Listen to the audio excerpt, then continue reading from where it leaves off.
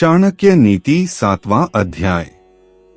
चाणक्य नीति लगभग 2400 वर्ष पूर्व नालंदा विश्वविद्यालय के महान आचार्य चाणक्य द्वारा लिखित एक महान ग्रंथ है, जो आज भी उतना ही प्रासंगिक है जितना उस समय था।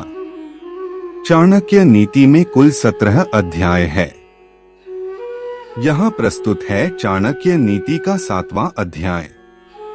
एक बुद्धिमान पुरुष धन के नाश को, मन के संताप को, गृहिणी के दोषों को, किसी धूर्त ठग के द्वारा ठगे जाने को और अपमान को किसी से नहीं कहते। दो, धन और अन्न के लेन देन में, विद्या ग्रहण करते समय, भोजन और अन्य व्यवहारों में संकोच न रखने वाला व्यक्ति सुखी रहता है। 3, शांत चित्त वाले संतोषी व्यक्ति को संतोष रूपी अमृत से जो सुख प्राप्त होता है, वह इधर उधर भटकने वाले धन लोभियों को नहीं होता।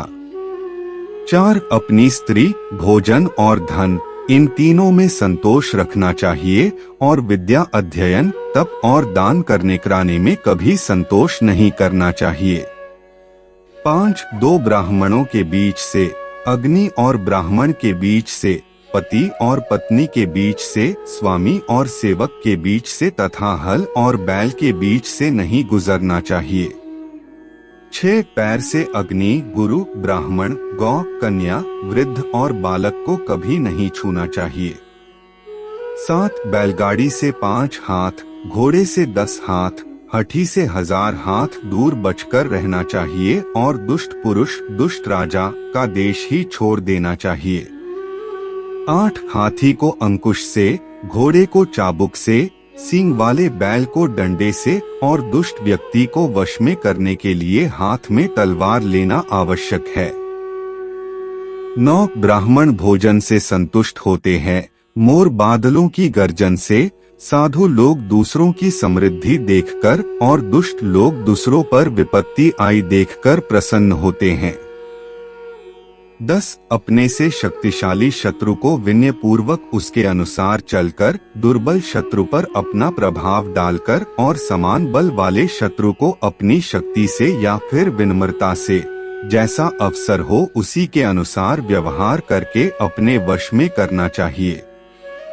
11, राजा की शक्ति उसके बाहुबल में, ब्राह्मण की शक्ति उसके तत्व ज्ञान में और स्त्रियों की शक्ति उनके सौंदर्य तथा माधुर्य में होती है।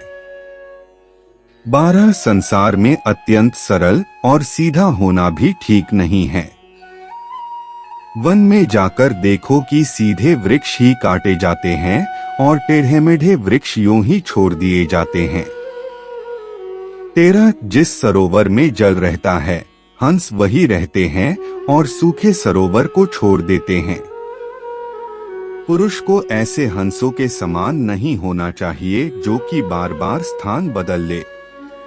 14, कमाए हुए धन का दान करते रहना ही उसकी रक्षा है। जैसे तालाब के पानी का बहते रहना उत्तम है।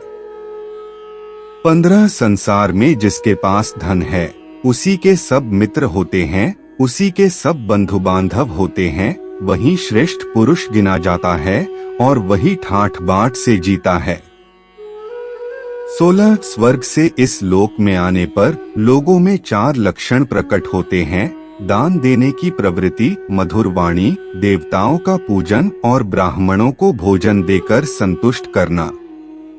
17, अत्यंत क्रोध करना, कड़वी वाणी बोलना, दरिद्रता और अपने सगे संबंधियों से वैर विरोध करना, नीच पुरुषों का संग करना, छोटे कुल के व्यक्ति की नौकरी अथवा सेवा करना।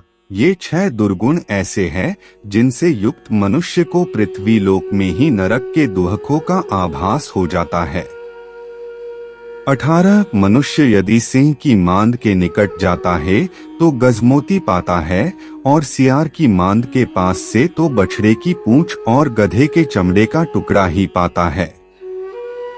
19, जिस प्रकार कुत्ते की पूंछ गुप्त स्थानों को ढांप सकने में व्यर्थ है और मच्छरों को काटने से भी नहीं रोक पाती, उसी प्रकार बिना विद्या के मनुष्य जीवन व्यर्थ है।